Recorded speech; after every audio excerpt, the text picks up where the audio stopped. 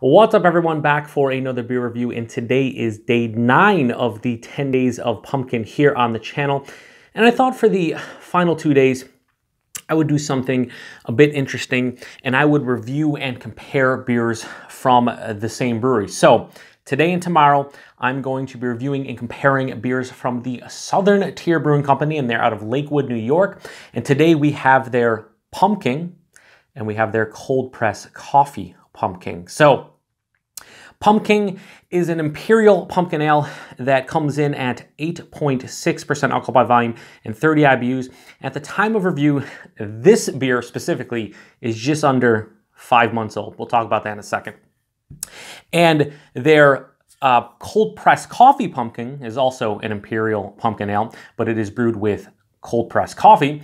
And the ABV and IBUs are identical, so 8.6 and 30 respectively. And the time of review, this beer is about 2.5 months old. So before we get to the dates on the bottle, first and foremost, this is like an iconic or classic pumpkin beer. When it comes to Southern Tier, they are very well known for the whole line of Pumking. And I feel like, I don't want to pigeonhole anyone, but I feel like most people have a love or hate relationship with this beer. I feel you're in one of two categories. Either you love this beer and adore this beer, or you can't stand it and you think it's vile. There doesn't seem to be any real in between, at least from the people that I've talked to in the craft beer community for, almost 10 years now. I'm sure there are some people out there that are just like, oh, it's all right, it's okay, I can tolerate it or whatever. But most people usually have a very strong stance with this beer. Now, me personally, full disclosure, I've had not only this beer, but this beer as well multiple times. And I've loved this beer since it was, since its first release, since I first tried it. But in all honesty, each year, my palate, it changes and shifts. So this beer I don't love as much as I used to, but I still do enjoy it. The cold press version has kind of surpassed it for me personally, but at the same time, I still enjoy their entire lineup, whether it's these two beers, Warlock, or the beer that I'm drinking tomorrow and doing a comparison video about. So spoilers, it should be a lot of fun. Anyway, so Pumking, let's talk about it. What do we got going on here? It says pumpkin pie in a glass. Now, they are brewing this with pumpkin, and then they are using 4 spices. It was tough to find the actual spices, but they say they're using cinnamon, allspice, nutmeg, clove, and vanilla. They don't mention vanilla beans or vanilla extract or whatever, but it does say vanilla. And this one is the exact same base, but they're using the addition of cold press coffee. Now, the dates on these, yeah, this one has a date of, this says vintage 2018 on both, so it is this year's version.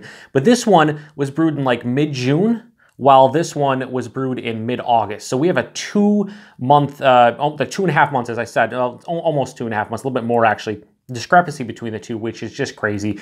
They brewed this beer and bottle in June. It usually shows up on the shelves in sometime in July. This beer, though, they actually brewed it in August and showed up on the shelves, I think, well, at least this, I thought it was like early September. So yeah, not the freshest, and this beer does change with freshness. I mean, I feel like the spices aren't as bold and prominent as it gets older. Turns into a completely different beer, but what are you gonna do? When you release pumpkin beers in early to mid-July, I don't know. I don't know what's going on. So anyway, we're going to crack both these open, and we are going to compare them, and it should make for what I think is going to be a very interesting video. So let me crack open the Pumking first.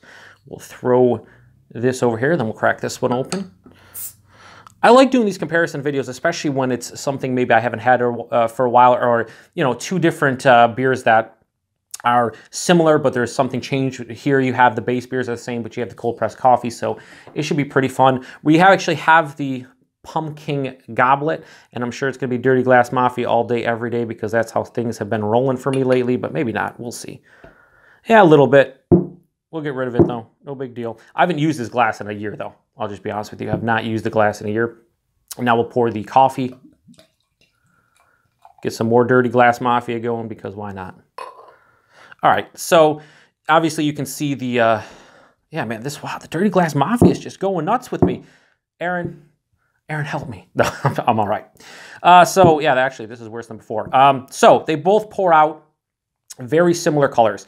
Maybe Now, it could come off different on camera, but it feels as though the cold press version is a bit darker. holding up to the lights. They both have some fine sediment in them. Yeah, but it has like this burnt orange color. As you can see, the heads have dissipated to a thin film. I do have some water off camera to cleanse my palate, but let's put this over here for now and let's get a nose on the Pumking. That's the one thing about Pumking that almost no other pumpkin beer can replicate is the graham cracker component of this one. When they say pumpkin pie in a glass, this is the closest you can get to actual graham cracker, whipped cream, and the pumpkin pie filling itself. Yeah, they have to be using some kind of like graham cracker extract or something. I don't know. It's just, yeah, there's vanilla, there's the graham cracker, there's more of like a cinnamon nutmeg, but very light on the spices. Again, probably the age. I feel when this beer ages, it turns into like a,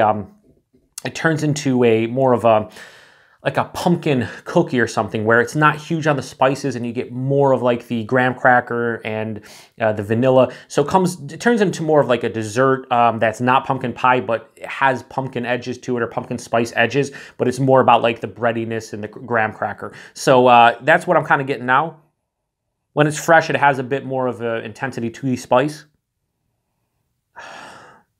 Yeah, I mean, it's, again, as far as straight up pumpkin pie beers go and what they're going for, this is about the best you could probably hope for, honestly. So we'll put that over here and we'll get a nose on the cold press version. Yeah, right off the top, that coffee is so nice. It almost has like this acidic nose to it. Like you can smell there's going to be an acidic vibe to the taste, but it's just on the nose. But it is there's a very deep roast to the coffee, I feel like. But then you get those edges and those nuances of the whipped cream, of the graham cracker. This one I'm picking up more cinnamon and a little bit of clove in here. I didn't really get clove at all in that one, a little bit more in here. The thing about it is both are 8.6% and neither of them have any kind of alcohol astringency on the nose, which is beautiful. Yeah, this one is just more complex, a little bit deeper and more cohesive as the flavors go. I just think that coffee adds that, I guess, characteristic to it.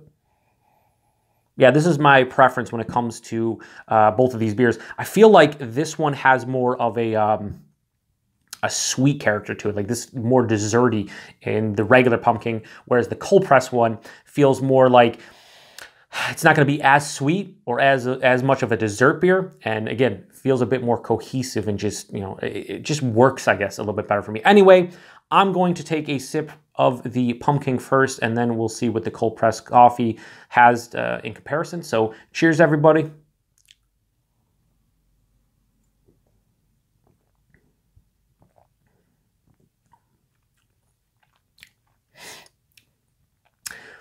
That's now a little bit more boozy on this one. Now, these are both not super cold. They say to drink them at like 35 to 40 or like 40 degrees. These have been out of the fridge for like 20, 25 minutes. So probably closer to 50. But there's a little bit booze here, even them being slightly cooler.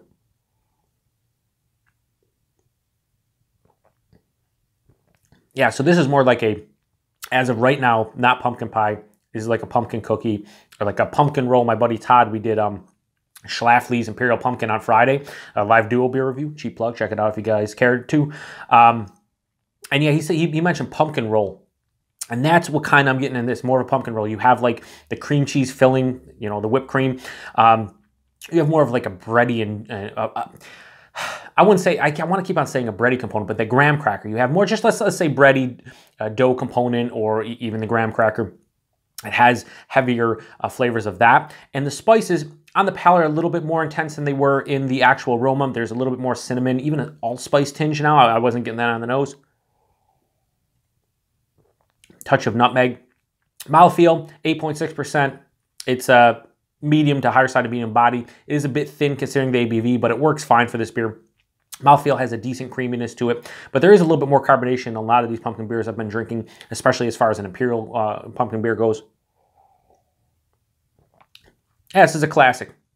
I like it. I like it better fresh. The problem is when this beer is released fresh, you know, within a couple months, I gotta drink it by the end of basically August to enjoy it fresh, and that's ridiculous. But you know, what are you gonna do?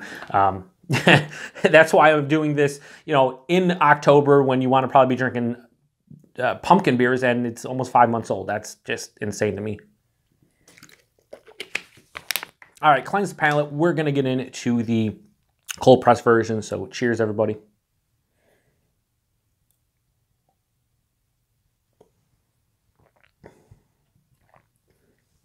That's where it is for me now. It just is. That's where this beer lies. That's where my preference lies when it comes to these two beers. That coffee, even at 2.5 months old, it has a nice bite to it. It's slightly acidic, but it's deeply roasted. It just melts perfectly with the sweeter flavors that are in this beer. So you're talking, the graham cracker, the vanilla, and then, a bit of that spiciness, more cinnamon. And again, I'm getting more clove in this than this one. Even that allspice is coming to the forefront, but that coffee just like makes it well-rounded and very balanced. Body and mouthfeel are pretty much spot on to this one. Not too much of a difference. Maybe this one is a slightly thinner, it feels like, in the mouth, but they're both 8.6. They both have the same base. This has cold pressed coffee. It's not a huge difference. It's just, this one has the complexity that I always thought this one had for my palate. But, basically this one drinks for me in terms of enjoyment as much as I like this one, say, 7-8 years ago, that's kind of where I placed this. This kind of has replaced this as far as enjoyment for me personally. So they're both good beers. They're both tasty, but I can totally, and after drinking them now side by side and just going through all these pumpkin beers, I totally understand why people don't like this beer or don't like pumpkin beers. I get it. I understand.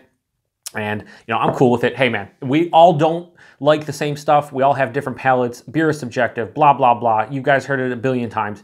But when it comes to pumpkin beers, I would say they are polarizing. For many people, you either like them or you don't. But at the same time, if you don't like pumpkin pie, it's very rare to find a pumpkin beer that you're going to enjoy, at least in my opinion. I feel like it's going to be more of a, you might like some of the spices or some, maybe a really crazy, like the pumpkin barley wine I did yesterday. I could see how somebody who doesn't like pumpkin pie enjoying that one. But when it comes to straight up, here's a pumpkin beer with pumpkin and spices, I understand why people don't like them. So, that's just how it goes. But anyway, as far as rating goes, I'm going to give Pumking, the base Pumking, this was like a 4.5 beer for so many years. It's no longer 4.5 beer for me. I'm going to give Pumking a 4 out of 5. I think it's a well-made pumpkin beer. I like that it's an Imperial and there's not a ton of them that just get, regular distribution. And it's still good, just not as good for my palate as it used to be. I used to like this one a lot more, and I personally like this one fresher. I wish I could have done this, earlier, but again, I'm not drinking a pumpkin beer, before the end of summer, just because for me, it just doesn't make sense. And I'm going to give the cold press version, cold press coffee Pumking, I'm going to give that a 4.25 out of 5. I don't know if it's my favorite pumpkin beer as far as coffee pumpkin goes, but it's damn close. And if I have a preference, it's going to be this one. If I had to choose between the two, it's going to be this one. I just like what they do with it.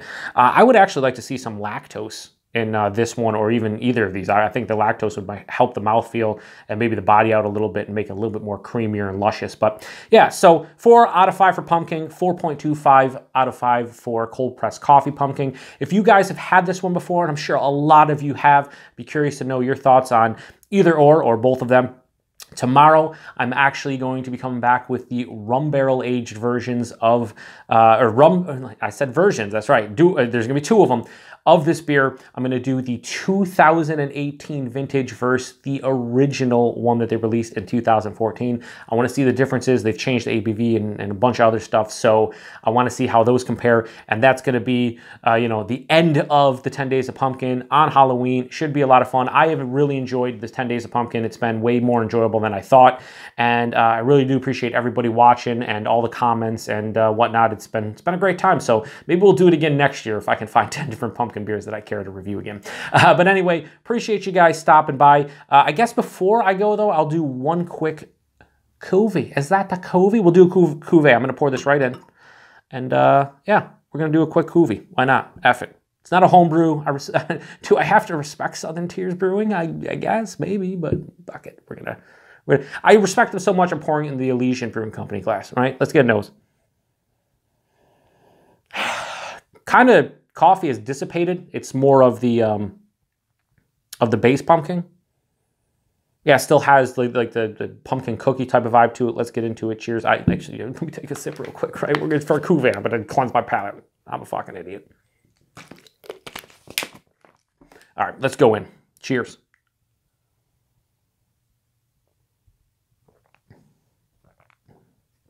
That's the way to drink them. Holy shit.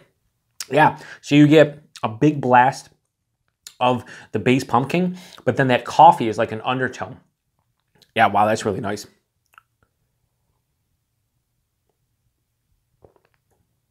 Yeah, wow. I like this way more than each of them on their own. Yeah, so you get all the pumpkin, the regular pumpkin characteristics, but the coffee's dialed back a little bit. And I'm getting more vanilla and more of the graham cracker, even a bit of like cinnamon and allspice as well. Wow, this is really nice.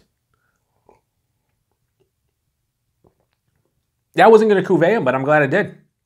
This is the winner. I would give this like a 4.5 out of 5. Holy shit, maybe I should just each year buy a bottle of each and just mix them together, and that'll be it for as far as the pumpkins go. Yeah, if you guys can get a bottle of each of these, mix them together, do a cuvee, and see what you guys think, because I think that's the way to go. Anyway, appreciate you guys stopping by, and until tomorrow, cheers.